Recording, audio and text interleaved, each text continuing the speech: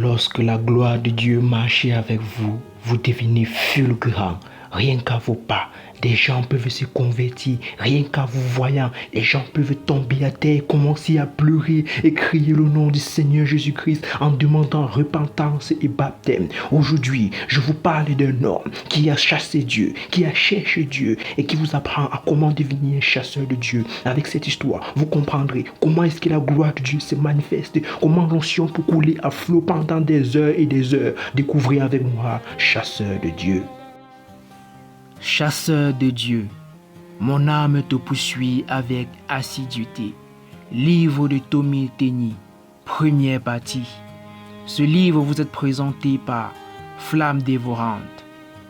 Introduction. Il y a toujours eu des chasseurs de Dieu. Depuis que Dieu existe, il y a toujours eu des chasseurs de Dieu. L'histoire est remplie de leurs histoires. La mienne n'en est qu'une autre. Les histoires de ce type peuvent être lues comme des cartes routières vers le Saint des Saints ou vers des lieux d'accès au paradis. Les chasseurs de Dieu transcendent le temps et la culture. Ils viennent de tous les lieux inimaginables. Ils viennent de toutes les époques qui ont existé. D'Abraham le berger errant à Moïse le berger adopté, en passant par David le jeune berger. Au fil du temps, les noms continuent d'apparaître. Madame Jeanne Guyon, Evan Robert, William Seymour de la célèbre rue Azusa, jusqu'à aujourd'hui. En réalité, seule l'histoire peut nous révéler les noms des chasseurs de Dieu. Mais ils sont là. En fait, vous faites partie. Dieu attend simplement d'être attrapé par quelqu'un dont la faim dépasse son emprise. Les chasseurs de Dieu ont beaucoup de points communs. Tout d'abord, ils ne cherchent pas à camper sur une vérité poussiéreuse connue de tous. Ils recherchent la présence fraîche du Tout-Puissant. Parfois, leurs quêtes font froncer les sourcils de l'Église existante. Mais généralement, ils conduisent l'Église d'un lieu de sécheresse à un lieu de sa présence. Si vous êtes un chasseur de Dieu, vous ne vous contenterez pas de suivre les traces de Dieu. Vous les suivrez jusqu'à ce que vous saisissez sa présence. La différence entre la vérité de Dieu et la révélation est très simple. La vérité, c'est là où Dieu est allé. La révélation, c'est là où Dieu est. La vérité, ce sont les traces de Dieu. C'est sa piste, son chemin. Mais cela mène à quoi? Cela mène à lui. Peut-être les masses sont heureuses de savoir où Dieu est allé. Mais les vrais chasseurs de Dieu ne se contentent pas d'étudier la piste de Dieu, ses vérités. Ils veulent le connaître.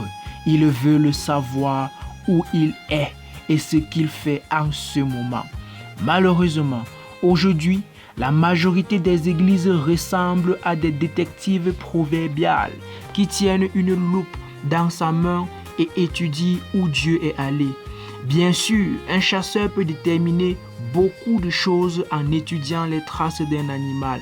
Il peut déterminer quelle direction il va, depuis combien de temps il est passé là, combien il pèse, s'il est mâle ou femelle, etc.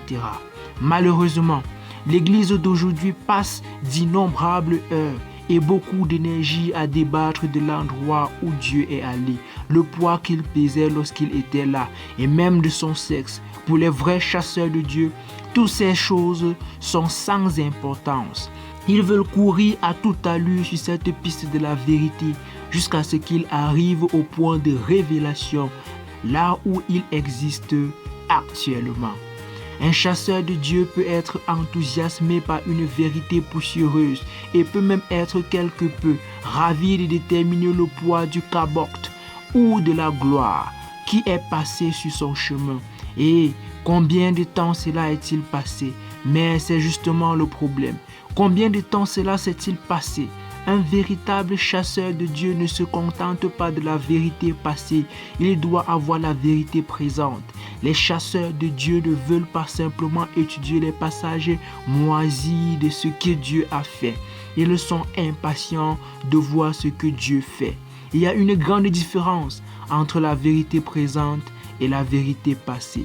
Je crains que la grande partie de ce que l'Église a étudié soit de la vérité passée et que très peu de ce que nous savons soit de la vérité présente. Si vous voulez reconnaître un vrai chasseur de Dieu, pensez à un chien qui hurle, qui aboie, qui bat sa queue et qui tremble d'excitation. Donnez simplement à ces chasseurs de Dieu l'odeur de la proximité de Dieu et voyez ce qui se passe. Comme le dit la Bible, l'odeur de l'eau provoque de nombreuses choses. Comme des chiens de chasse sur une piste, ils seront plus excités lorsqu'ils atteindront leur proie. De ce cas, leur proie est sa présence. Tout ce que je peux dire, c'est que je suis un chasseur de Dieu. Et c'est aussi le cas de beaucoup de ceux qui ont eu des rencontres avec Dieu. Pourquoi ne pas rejoindre la compagnie des chasseurs de Dieu? Nous voulons juste être avec lui. Chapitre 1. Le jour où j'ai failli l'attraper.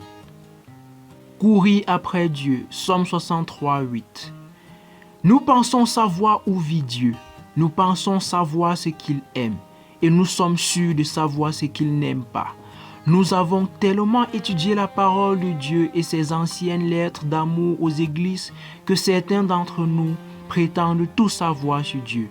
Mais maintenant, des gens comme vous et moi, dans le monde entier, commencent à entendre une voix leur parler avec une répétition persistante, mais perçante dans le silence de la nuit. Je ne vous demande pas ce que vous savez de moi. Je veux te demander, me connais-tu vraiment? Est-ce que tu me veux vraiment? On dirait que c'est Dieu qui parle. Je pensais que c'était le cas. À un moment donné, je pensais avoir obtenu un certain succès dans le ministère. Après tout, j'avais prêché dans certaines des plus grandes églises d'Amérique. J'étais impliqué dans des efforts d'évangélisation internationale avec de grands hommes de Dieu. Je suis allé en Russie à de nombreuses reprises et j'ai aidé à fonder de nombreuses églises là-bas. J'ai fait beaucoup de choses pour Dieu parce que je pensais que c'était ce que j'étais censé faire. Mais un dimanche matin d'automne, quelque chose s'est produit qui a tout changé. Cela a mis en péril tous mes accomplissements, mes titres et mes réussites dans le ministère. Un ami de longue date, qui était pasteur d'une église à Austin, au Texas, m'avait demandé de parler dans son église. J'ai senti que le destin m'attendait. Avant son appel, une faim était née dans mon cœur qui ne voulait pas disparaître. Le vide, rongeant au milieu de mes accomplissements, n'a fait qu'empirer. J'étais dans un état de déprime frustrant, une dépression divine du destin.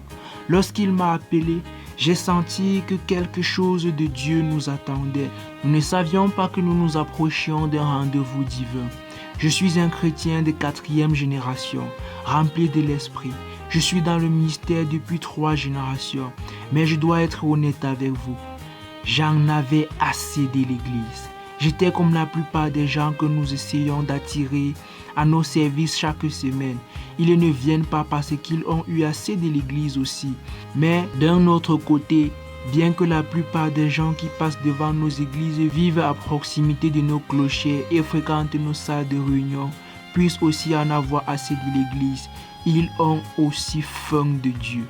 Vous ne pouvez pas me dire qu'ils n'ont pas soif de Dieu, alors qu'ils portent des cristaux autour du cou, dépensent des centaines de dollars par jour pour écouter des gourous et font appel à des médiums pour des milliards de dollars par an. Ils ont soif d'entendre quelque chose qui les dépasse, quelque chose qu'ils n'entendent pas dans l'église d'aujourd'hui. Le fait que les gens ont assez de l'église parce qu'elle a été quelque peu inférieure à ce que le livre annonçait. Les gens veulent se connecter à une puissance supérieure. Les soifs les poussent à aller partout sauf à l'église. Ils cherchent dans la poursuite de la chair pour essayer de nourrir la soif qui ronge leur âme. Ironiquement, en tant que pasteur, je souffrais des mêmes fringales que les gens qui n'avaient jamais rencontré Jésus auparavant. Je ne me contentais plus de connaître Jésus. On peut tout savoir sur les présidents, les membres de la famille royale et les célébrités. On peut connaître leurs habitudes alimentaires, leurs adresses et leurs états civils. Mais les connaître n'implique pas une intimité. Cela ne veut pas dire que vous les connaissez. À l'aide de l'information, où les rumeurs se transmettent de bouche à oreille, de journal en journal et de personne à personne, il est possible de trafiquer des faits sur quelqu'un sans le connaître personnellement. Si vous entendez deux personnes discuter de la dernière calamité qui frappe une célébrité ou de la dernière victoire qu'elle a remportée, vous pourriez être amené à penser qu'elles connaissent cette personne, alors qu'en réalité, tout ce qu'elles savent à son sujet, ce sont des faits. Pendant trop longtemps, l'Église n'a été au courant que des choses de Dieu. Nous parlons de techniques, mais nous ne parlons pas avec lui. C'est la différence entre connaître quelqu'un et savoir des choses sur lui. Président, membre de la famille royale et célébrité, je connais peut-être beaucoup de choses à leur sujet, mais je ne les connais pas vraiment. Mais si jamais je les rencontrais en personne, il faudrait qu'on me les présente, car la simple connaissance d'une personne n'équivaut pas à une amitié intime. Il ne suffit pas de connaître Dieu. Nos églises sont remplies de gens qui peuvent gagner des concours de questions bibliques, mais qui ne le connaissent pas. Je crains que certains d'entre nous se soient laissés distraire ou empêtrés dans tout, de la prospérité à la pauvreté, et que nous soyons devenus une société si enracinée dans l'égocentrisme que nos désirs et nos besoins et ceux du Saint-Esprit sont deux choses différentes. Si nous ne faisons pas attention, nous pouvons devenir si intéressés par le développement du culte du confort, avec notre pasteur confortable, notre église confortable et notre cercle d'amis confortable, que nous oublions les milliers de personnes mécontentes, blessées et mourantes qui passent devant notre église confortable chaque jour. Je ne peux m'empêcher de penser que si nous ne parvenons même pas à les atteindre avec l'évangile de Jésus-Christ, alors il a certainement gaspillé beaucoup de sang au calvaire. Cela me met mal à l'aise. Il fallait qu'il y ait plus. J'avais désespérément besoin d'une rencontre avec Dieu, de la manière la plus proche possible. Je suis rentré chez moi, après avoir parlé dans l'église d'un ami au Texas. Le mercredi suivant, alors que j'étais dans la cuisine, le pasteur m'a appelé. Il m'a dit, « Tommy, nous sommes amis depuis des années maintenant. Et je ne crois pas avoir jamais demandé à quelqu'un de revenir un deuxième dimanche de suite. Mais est-ce que tu reviendrais ici dimanche prochain? » J'ai accepté. Nous pouvions voir que Dieu préparait quelque chose. Le poursuivant était-il maintenant poursuivi? Allons-nous être appréhendés parce que nous poursuivons nous-mêmes? Ce deuxième dimanche a été encore plus intense. Personne ne voulait quitter le bâtiment après la messe du dimanche soir. « Que devrions-nous faire ?» a demandé mon ami pasteur. « Nous devrions tenir une autre réunion de prière lundi soir, dis-je, sans autre ordre du jour. Évaluons la forme des gens et voyons ce qui se passe. » 400 personnes se sont présentées ce lundi-là à la réunion de prière. Et tout ce que nous avons fait, c'est chercher la face de Dieu. Il se passait vraiment quelque chose. Une minuscule fissure apparaissait dans le ciel d'airain au-dessus de la ville de Houston. La faim collective réclamait une visite collective. Je suis rentré chez moi et le mercredi, le pasteur m'a rappelé au téléphone et m'a demandé « Tommy, peux-tu revenir dimanche ?» J'ai écouté ce qu'il disait et son cœur n'était pas du tout intéressé par mon retour. Ce que lui et moi voulions tous les deux, c'était Dieu. Il est aussi un chasseur de Dieu et nous étions à sa poursuite. Son église avait attisé en moi une soif ardente. Eux aussi s'étaient préparés à la poursuite. Nous avions le sentiment que nous étions sur le point de l'attraper. C'est une phrase intéressante, n'est-ce pas? L'attraper. Vraiment, c'est une phrase impossible. Nous ne pouvons pas plus l'attraper que l'Est ne peut attraper l'Ouest. Ils sont trop éloignés l'un de l'autre. C'est comme jouer à la poursuite avec ma fille. Souvent, quand elle rentre à la maison après une journée d'école, nous jouons à ce petit jeu auquel d'innombrables pères et enfants jouent dans le monde entier. Quand elle arrive et essaye de m'attraper, même avec ma carrure massive, je n'ai vraiment pas besoin de courir. Je me contente d'esquiver astucieusement de cette façon, puis de celle-là, et elle ne peut même pas me toucher. car un enfant de 6 ans ne peut attraper un adulte. Mais ce n'est pas vraiment le but du jeu, car quelques minutes après le début, elle dit en riant « Oh papa !» Et c'est à ce moment-là qu'elle capture mon cœur, sinon ma présence ou mon corps. Et puis je me retourne et elle ne me poursuit plus, mais je la poursuis et je la rattrape et nous trébuchons dans l'herbe en nous prenant dans les bras et en nous embrassant. Le poursuivant devient le poursuivi. Pouvons-nous donc l'attraper? Pas vraiment, mais nous pouvons attraper son cœur. David l'a fait. Et si nous capturons son cœur, alors il se retourne et nous poursuit. C'est la beauté d'être un chasseur de Dieu. Vous poursuivez l'impossible sachant que c'est possible. Ce groupe de croyants de Houston avait 2 services prévus le dimanche. Le premier service du matin commençait à 8h30 et le second suivait et commençait à 11h. À mon retour pour le 3e week-end, alors que j'étais à l'hôtel, j'ai senti une sorte d'onction très forte, une rumeur de l'esprit, et j'ai littéralement pleuré et tremblé. Tu pouvais à peine respirer.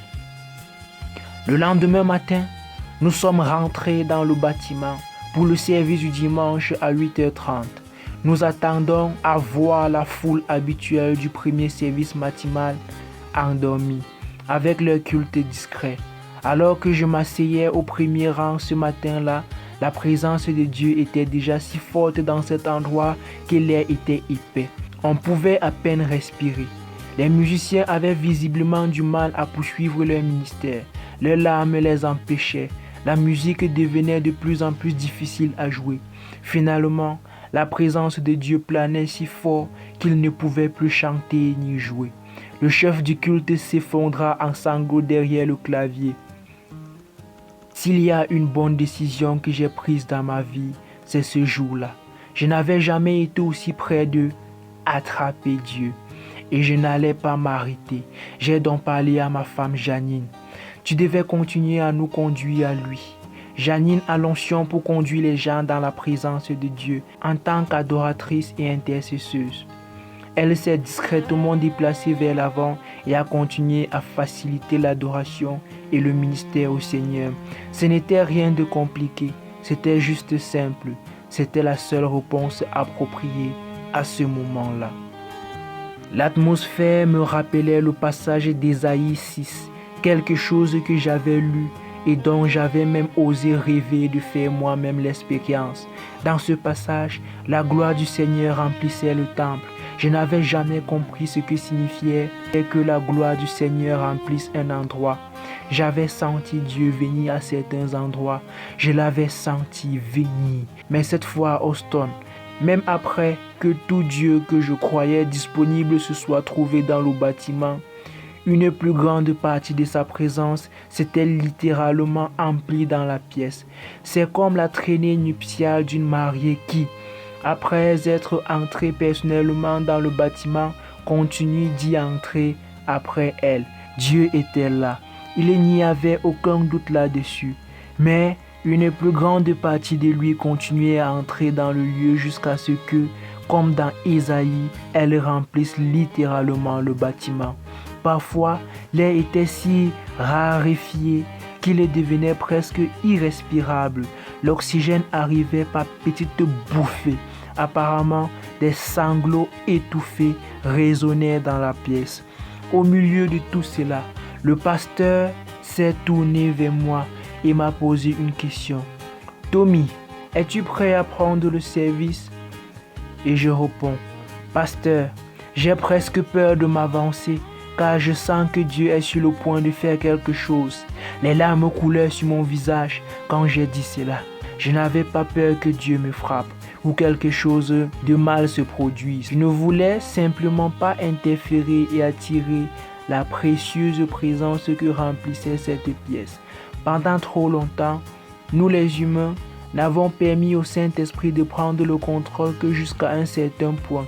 En fait, chaque fois qu'il sort de notre zone de confort ou échappe un peu à notre contrôle, nous tirons les rênes.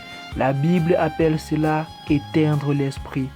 Dans 1 Thessaloniciens 5,19, Nous nous arrêtons trop souvent au voile du tabernacle. J'ai envie de lire 2 Chroniques 7,14 et j'ai une parole du Seigneur, a déclaré mon ami pasteur. Avec des larmes abondantes, j'ai hoché la tête en signe d'assentiment et j'ai dit « Allez, allez ». Mon ami n'est pas un homme qui se livre à des démonstrations extérieures. Il est essentiellement un homme aux émotions égales.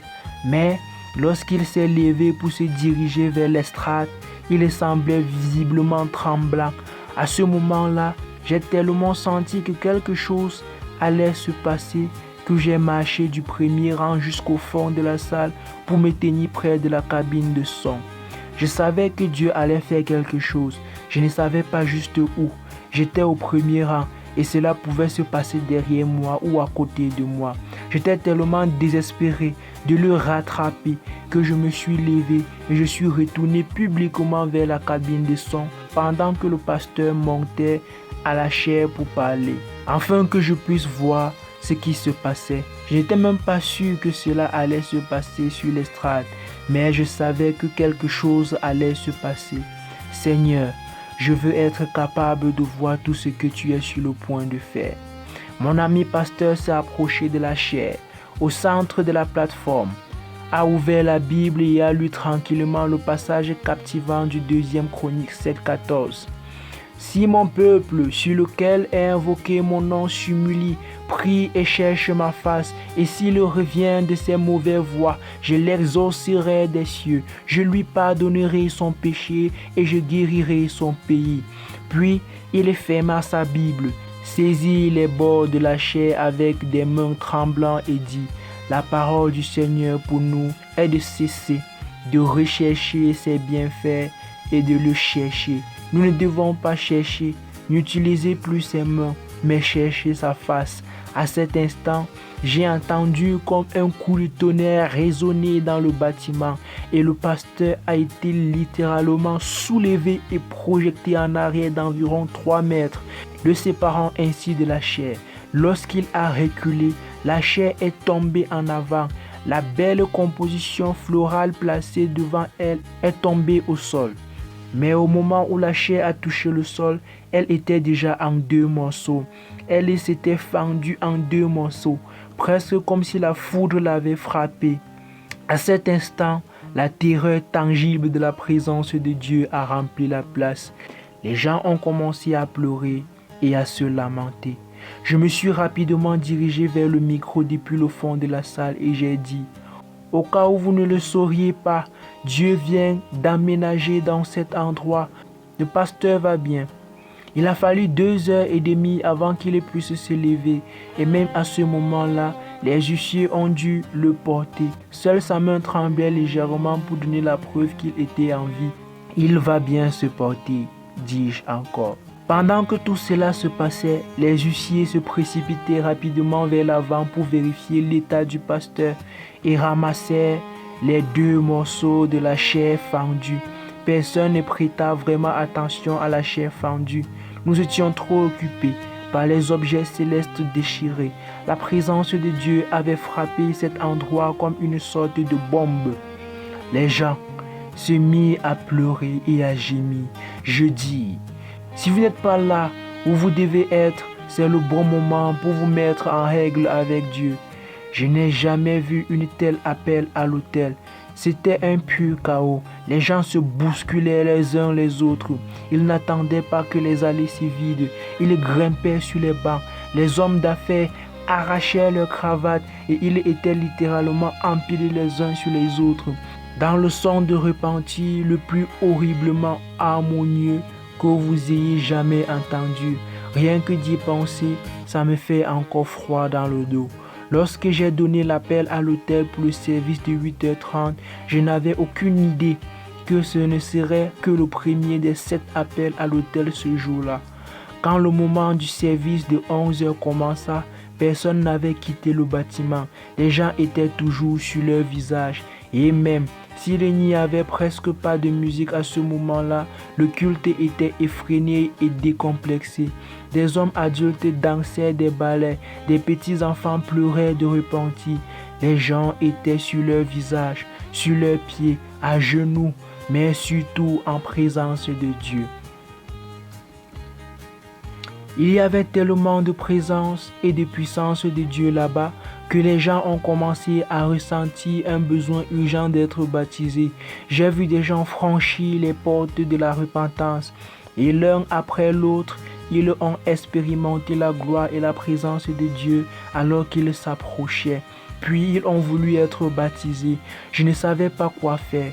Le pasteur n'était toujours pas disponible sur la piste. Des personnalités se sont approchées de moi et ont dit « Je dois être baptisé, que quelqu'un me dise quoi faire. » Ils se sont joints au défilé des non-sauvés qui étaient maintenant sauvés, provoqués uniquement par leur rencontre avec la présence de Dieu. Il n'y avait pas de sermon, ni de véritable chant, juste son esprit ce jour-là. 2 heures et demie s'étaient écoulées. Et comme le pasteur n'avait réussi à bouger qu'un doigt pour appeler les anciens, les huissiers l'avaient porté jusqu'à son bureau. Pendant ce temps, tous ces gens me demandaient ou demandaient à quiconque d'autre s'ils pouvaient être baptisés. En tant que ministre en visite dans l'église, je ne voulais pas m'arroger l'autorité de dire à quiconque de baptiser ces gens. Alors j'ai renvoyé les gens au bureau du pasteur pour voir s'il autorisait les baptêmes d'eau. J'ai fait appel à l'autel les uns après les autres et des centaines de personnes se sont présentées. Alors de plus en plus de personnes venaient me demander des renseignements sur le baptême d'eau. J'ai remarqué que personne de ceux que j'avais envoyés au bureau du pasteur n'était revenu. Finalement, j'ai envoyé un pasteur adjoint principal là-bas et je lui ai dit « S'il vous plaît, demandez au pasteur ce qu'il veut faire au sujet des baptêmes d'eau. » Personne n'est encore revenu me le dire. L'homme a passé la tête dans le bureau du pasteur et à sa grande surprise, il a vu le pasteur toujours étendu devant le Seigneur et tous ceux que j'avais envoyés là-bas étaient également étendus sur le sol, pleurant et se repentant devant Dieu. Il s'est dépêché de revenir me dire ce qu'il avait vu et a ajouté « Je vais aller lui demander, mais si j'y vais dans ce bureau, je ne reviendrai peut-être pas non plus. » J'ai haussé les épaules et j'ai acquiescé à la remarque du pasteur adjoint. Je pense que c'est bien de les baptiser. Nous avons donc commencé à baptiser les gens en signe physique de leur repentir devant le Seigneur. Et nous avons fini par baptiser les gens pendant des heures. De plus en plus de gens affluaient. Et comme les personnes du service du matin étaient toujours là, il y avait des voitures garées partout devant l'église. Un grand terrain de balles en plein air à côté du bâtiment était rempli de voitures garées dans tous les sens. En arrivant sur le parking, les gens ont senti la présence de Dieu si fortement que certains ont commencé à pleurer de manière incontrôlable. Ils se sont retrouvés à conduire sur le parking ou dans l'herbe sans savoir ce qui se passait. Certains ont commencé à sortir de leur voiture et ont à peine réussi à traverser le parking en titubant. Certains sont entrés dans le bâtiment pour tomber par terre juste devant les portes. Les huissiers pressés ont dû littéralement éloigner les personnes impuissantes des portes et les appeler le long des murs des couloirs pour dégager l'entrée. D'autres ont réussi à traverser une partie des couloirs et certains ont atteint le hall avant de tomber sur le visage en signe de repentir. Certains ont effectivement réussi à entrer dans l'auditorium, mais la plupart d'entre eux n'ont pas pris la peine de trouver des sièges. Ils se sont simplement dirigés vers l'autel. Peu importe ce qu'ils ont fait ou la distance qu'ils ont parcourue, il ne leur a pas fallu longtemps avant de commencer à pleurer et à se repentir. Comme je l'ai dit, il n'y a pas eu de prêche. Il n'y a même pas eu de musique pendant une partie du temps. Une chose s'est produite ce jour-là. La présence de Dieu s'est manifestée. Quand cela se produit, la première chose que vous faites est la même chose qu'Ésaïe a fait quand il a vu le Seigneur haut et élevé. Il a crié du plus profond de son âme. Alors j'ai dit, malheur à moi, car je suis perdu, car je suis un homme dont les lèvres sont impures. J'habite au milieu d'un peuple dont les lèvres sont impures, car mes yeux ont vu le roi, l'Éternel des armées. Ésaïe 6, verset 5. Vous voyez, à l'instant où le prophète Ésaïe, le serviteur choisi de Dieu, a vu le roi de gloire. Ce qu'il pensait être pur et saint ne ressemblait plus qu'à des ayons sales. Il pensait: je pensais connaître Dieu, mais je ne le connaissais pas tant que ça. Ce dimanche-là, nous avons semblé nous rapprocher de lui. Nous l'avons presque attrapé. Maintenant, je sais que c'est possible. Les gens ont continué à remplir l'auditorium, encore et encore. À commencer par cet étrange service qui a commencé à 8h30 ce matin-là. Je suis finalement allé manger vers 16h cet après-midi-là. Puis, je suis revenu directement à l'église. Beaucoup ne sont jamais partis. Le service du dimanche matin continue à durer jusqu'à 1h du matin le lundi. Nous n'avons pas eu besoin d'annoncer nos plans pour le lundi soir. Tout le monde était déjà au courant. Franchement, il y aurait eu une réunion que nous l'avions annoncé ou non. Les gens sont simplement rentrés chez eux pour dormir un peu ou faire ce qu'ils avaient à faire et ils sont revenus aussitôt pour en savoir plus. Non pas pour en savoir plus sur les hommes et leurs programmes, mais pour Dieu et sa présence. Nuit après nuit, le pasteur et moi venions et disions: qu'allons-nous faire? La plupart du temps, notre réponse était tout aussi prévisible: que veux-tu faire? Ce que nous voulions dire, c'était: je ne sais pas quoi faire. Que veut-il faire? Parlant ainsi de Dieu. Parfois, nous allions à l'église et nous essayions de faire l'église. Mais la faim qui criait aux gens nous attirait rapidement vers la présence de Dieu. Et soudain, Dieu nous avait écoutés. Mon ami, Dieu ne se soucie pas de votre musique, de vos clochers miniatures et de vos bâtiments impressionnants. Le tapis de votre église ne l'impressionne pas, il tapisse les champs. Dieu ne se soucie pas vraiment de ce que vous pouvez faire pour lui. Il ne se soucie que de votre réponse à une question: me veux-tu? Nous avons programmé nos services religieux de manière si stricte que nous ne laissons pas vraiment la place au Saint-Esprit. Oh, nous pourrions laisser. Dieu nous parle un peu prophétiquement, mais nous devenons nerveux. S'il essaie de sortir de notre emploi du temps, nous ne pouvons pas trop laisser Dieu sortir de la boîte parce qu'il peut tout gâcher. C'est devenu ma prière. Sortons de nos boîtes, Seigneur, et gâchons tout ce qui ne vient pas de toi. Laissez-moi vous poser une question. Combien de temps s'est-il écoulé depuis que vous êtes venu à l'église et que vous avez dit: nous allons nous attendre au Seigneur? Je pense que nous avons peur de l'attendre parce que nous avons peur qu'il ne se montre pas. J'ai une promesse pour vous. Ceux qui s'attendent au Seigneur renouvellent leur force. Isaïe 43. Voulez-vous savoir pourquoi nous avons vécu dans la faiblesse en tant que chrétiens et n'avons pas eu tout ce que Dieu voulait pour nous? Voulez-vous savoir pourquoi nous avons vécu en dessous de nos privilèges et n'avons pas eu la force de vaincre notre propre charité? Peut-être est-ce parce que nous n'avons pas attendu qu'il se montre pour nous donner de la puissance et que nous essayons d'en faire trop avec la puissance de notre propre royaume psychique. Dieu a tout gâché à Houston. Je n'essayais pas de vous faire culpabiliser. Je sais que la plupart des chrétiens et la plupart de nos dirigeants ont de bonnes intentions. Mais il y a plus encore. Vous pouvez attraper Dieu. Demandez à Jacob et cela pourrait ruiner la façon dont vous avez toujours marché. Mais vous pouvez l'attraper. Nous avons parlé, prêché et enseigné sur le réveil jusqu'à ce que l'Église ait assez d'entendre parler. C'est ce que j'ai fait dans la vie. J'ai prêché des réveils. Du moins, c'est ce que je pensais. Puis Dieu est sorti de sa boîte et a tout gâché quand il est apparu. 7 soirs par semaine. Pendant les 4 ou 5 semaines qui ont suivi, des centaines de personnes faisaient la queue chaque soir pour se repentir et recevoir Christ, adorer, entendre et prier. Ce qui s'était produit dans l'histoire, passée et présente, se produisait. Puis j'ai compris, Dieu, tu veux faire cela partout. Pendant des mois, sa présence manifeste, planait. Dieu revient pour reprendre possession de l'Église.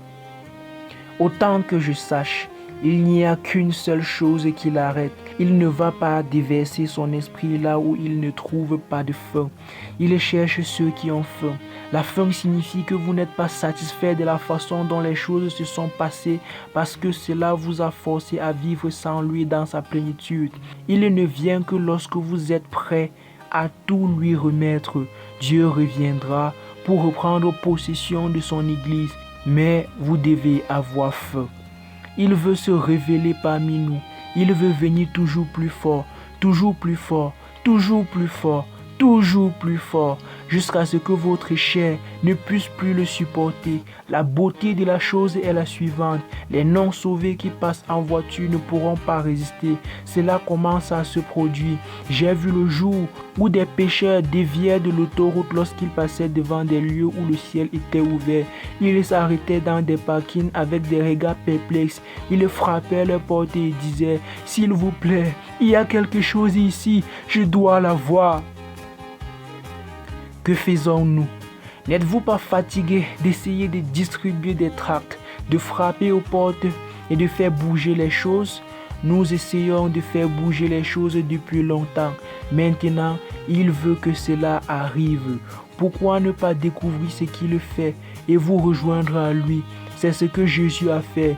Il a dit, « Père, que fais-tu? C'est ce que je veux faire. » Dieu veut s'installer dans votre famille d'église. Depuis combien de temps? N'avez-vous pas eu si faim de Dieu que cela vous a consumé au point de ne plus vous soucier de ce que les gens pensaient de vous? Je vous mets au défi d'oublier dès maintenant toutes les distractions, toutes les opinions, sauf une. Que ressentez-vous en ce moment même lorsque vous lisez et écoutez comment Dieu lui-même a envahi ses églises? L'étouffez-vous? Qu'est-ce qui saisit votre cœur? Ne sentez-vous pas le réveil de ce que vous pensiez être une faim morte depuis longtemps? Depuis combien de temps n'avez-vous pas ressenti ce que vous ressentez en ce moment? Levez-vous et recherchez sa présence. Devenez un chasseur de Dieu. Je ne parle pas de l'excitation, de la louange et de l'adoration, comme nous dirions. Nous ne savons comment obtenir la musique, juste comment il faut, pour que le chant soit époustouflant, l'accompagnement génial et que tout semble parfait. Mais ce n'est pas de cela dont je parle. Et ce n'est pas ce qui cause votre faim en ce moment. Je parle d'une faim pour la présence de Dieu. J'ai dit, une faim pour la présence de Dieu. Je vais être franc un instant. Je sais au plus profond de mon cœur que la vérité est la suivante. L'Église a vécu si longtemps dans une suffisance moralisatrice que nous sentons mauvais aux narines de Dieu. Il ne peut même pas nous regarder dans notre état actuel. De la même manière que vous et moi pouvons nous sentir gênés dans un restaurant ou une épicerie lorsque nous voyons les enfants de quelqu'un faire des bêtises et s'en tirer impunément. Dieu ressent la même chose à propos de notre suffisance moralisatrice. Il est mal à l'aise face à notre suffisance moralisatrice. Nous ne sommes pas aussi unis que nous le pensons. Qu'est-ce qui provoque ce genre de choses? Le repenti. En ces jours-là, parut Jean-Baptiste qui prêchait dans le désert de Judée en disant « Repentez-vous, car le royaume des cieux est proche, car c'est celui dont a parlé le prophète. » Isaïe dit « La voix de celui qui crie dans le désert, préparez le chemin du Seigneur, aplanissez ses sentiers. » Matthieu 3, 1-3. La repentance prépare le chemin et aplanit la route de notre cœur. La repentance édifie chaque endroit bas et détruit chaque endroit élevé, dans nos vies et dans nos familles. La repentance nous prépare à sa présence. En fait, vous ne pouvez pas vivre en sa présence sans repentance. La repentance permet de rechercher sa présence. Elle construit la route pour que vous puissiez arriver à Dieu ou pour que Dieu vienne à vous. Demandez à Jean-Baptiste lorsqu'il a construit la route. Jésus est venu en marchant. C'est là le point essentiel de ce que j'ai dit. Combien de temps s'est-il écoulé depuis que vous avez dit « Je vais vers Dieu » Combien de temps s'est-il écoulé depuis que vous avez mis de côté tout ce qui vous occupait et que vous avez emprunté le chemin de la repentance pour rechercher Dieu? Ce n'est pas une question de fierté, c'est une question de faim. J'avais l'habitude de prêcher de bons sermons et de grandes foules et de tenter de grandes réalisations pour lui, mais je suis ruiné. Maintenant, je suis un chasseur de Dieu. Plus rien d'autre n'a d'importance. Je vous dis qu'en tant que votre frère en Christ, je vous aime, mais je l'aime encore plus. Je me fiche de ce que les autres ou le ministère pensent de moi. Je cours après Dieu. Ce n'est pas une question d'orgueil, c'est une question de faim. Lorsque vous recherchez Dieu de tout votre cœur, de toute votre âme et de tout votre corps, il se tournera vers vous et vous en sortirez ruiné pour le monde. Les bonnes choses sont devenues l'ennemi des meilleures choses. Je vous mets au défi et je vous libère dès maintenant. Alors que vous écoutez ces mots, de laisser votre cœur être brisé par le Saint-Esprit. Il est temps pour vous de rendre votre vie sainte. Arrêtez de regarder ce que vous aviez l'habitude de regarder. Arrêtez de lire ce que vous aviez l'habitude de lire. Si vous le lisez plus que vous ne lisez sa parole, il doit être votre premier et plus grand feu. Si vous êtes satisfait, je vous laisse tranquille et vous pouvez poser ce livre en toute sécurité. Je ne vous dérangerai plus jamais, mais si vous avez faim, j'ai une promesse du Seigneur pour vous. Il a dit, « Heureux ceux qui ont faim et soif de la justice, car ils seront rassasiés. » Matthieu 5, verset 6. Nous n'avons jamais eu faim. Notre problème, c'est que nous n'avons jamais vraiment eu faim. Nous avons permis aux choses de ce monde de satisfaire notre vie et de calmer notre faim. Nous sommes venus à Dieu, semaine après semaine, année après année, juste pour qu'il remplisse les petits espaces vides. Je vous dis que Dieu est fatigué d'être à la seconde place par rapport à tout le reste dans nos vies. Il est même fatigué d'être à la seconde place par rapport au programme et à la vie de l'église locale. Tout ce qui est bon, y compris les choses que fait votre église locale, nourrir les pauvres, sauver des bébés dans un centre de conseil pour femmes enceintes, enseigner aux enfants dans les classes d'école du dimanche, devrait venir de la présence de Dieu. Notre principale motivation devait être, nous le faisons à cause de lui et parce que c'est son cœur. Mais si nous y prenons pas garde, nous pouvons être tellement absorbés par le fait de faire des choses pour lui que nous l'oublions. Vous pouvez être tellement pris par la religion que vous ne devenez jamais spirituel. Peu importe combien vous priez, pardonnez-moi de dire cela, mais vous pouvez être perdu, ne même pas connaître Dieu et avoir quand même une vie de prière. Je me fiche de ce que vous savez de la Bible ou de ce que vous savez de lui. Je vous demande, le connaissez-vous? Je crains que nous ayons assouvi notre faim pour lui en lisant des vieilles lettres d'amour de lui aux églises dans les épîtres du Nouveau Testament. Ces lettres sont bonnes, saintes et nécessaires, mais nous n'avons jamais d'intimité avec lui. Nous avons étouffé notre faim de sa présence en faisant des choses pour lui.